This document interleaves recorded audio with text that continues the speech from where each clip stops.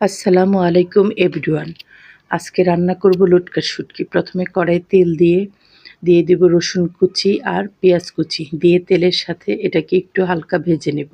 ভাজা হলে দিয়ে দেব লম্বা লম্বা করে কেটে রাখা আলু আর দিয়ে দিব লবণ। আলু আর লবণটা পেঁয়াজের সাথে তেলের সাথে ভেজে নেব।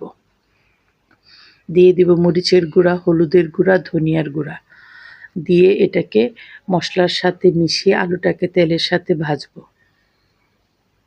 এখানে আমি কোনো পানি ব্যবহার করব না। এটা ভাজা ভাজা করে নেব তেলের সাথে। সিদ্ধ হওয়ার জন্য ঢেকে দিলাম। কয়েকটা আস্ত রসুনের কোয়া দিয়ে দিলাম। এখন নেড়ে মিশিয়ে নেব। আমি আগে থেকে লটকা শুটকি গরম পানিতে সিদ্ধ করে রেখেছিলাম এবং কাঁটাগুলো বেছে তা এই আলুর সাথে দিয়ে দিলাম। আর দিয়ে দিলাম কয়েকটা কাঁচামরিচ দিয়ে মশলার সাথে ভালো করে শুটকিটাকে কষিয়ে নেব। আর শুটকিটা ভাজা ভাজা হয়ে যাবে। যখন এভাবে কষানো হয়ে যাবে এবং আলুটাও সিদ্ধ হয়ে আসবে, তখন আমরা নেড়ে আলুটাকে ভেঙে দেব। শুটকির সাথে মিশিয়ে নেব।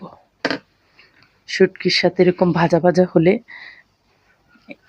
এভাবে শুটকি রান্না করে খেয়ে দেখতে পারেন, অনেক মজা হয়। রেডি হয়ে গেল আমার লটকা শুটকি রান্না। সিদ্ধ হয়ে যখন এটা ভাজা ভাজা হয়ে যাবে তখন নামিয়ে নেব পরিবেশনের জন্য।